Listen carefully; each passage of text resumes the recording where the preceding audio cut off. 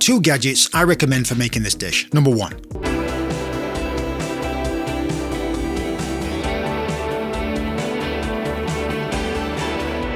Stovetop smoker.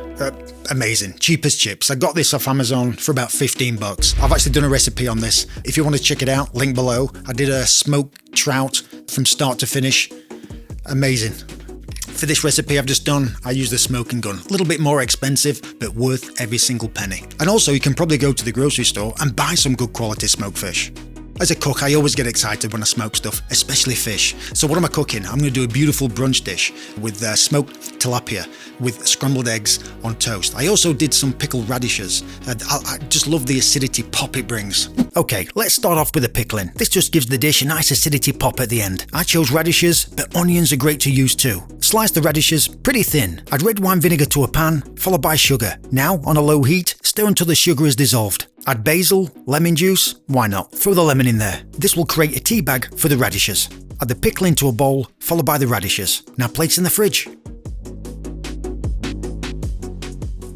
A great addition to my dish is lemon balm yogurt. It's got an amazing strong lemon flavour, and I sometimes have it in my tea. Delicious. Add yogurt to a bowl, rub the herb to get the oils going for a more intense flavour, do a little chiffonade, add to the yogurt, followed by lemon zest, stir well, add sugar to balance, stir again, season to taste, and place in the fridge. It goes so well with smoked fish. My choice of fish is tilapia. It's a great smoking fish. Personally, I wouldn't eat this fish every day, but once in a while, it's fine. Season well, add olive oil to a pan, add the fish, and cook. I cook mine for about 4 minutes each side.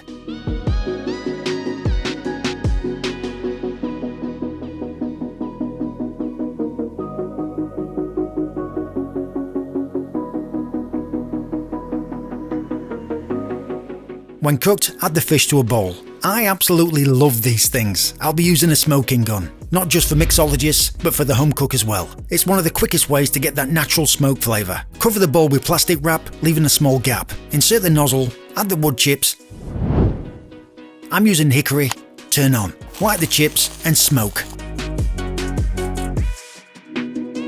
When the bowl is full of smoke, remove the nozzle and cover tightly. The longer you leave it, the more intense the flavour.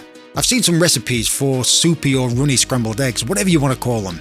They're not meant to be eaten like that. They need to have some foundation, some structure, some oomph. So they're not dry, but certainly not soupy.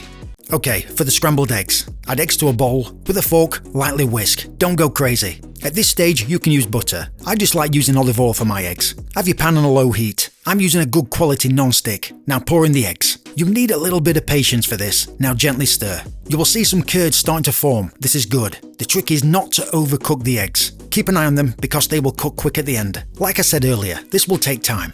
At the end, season with salt. I had to serve this with some grilled bread. Done in the toaster just wouldn't have worked. Now let's plate up.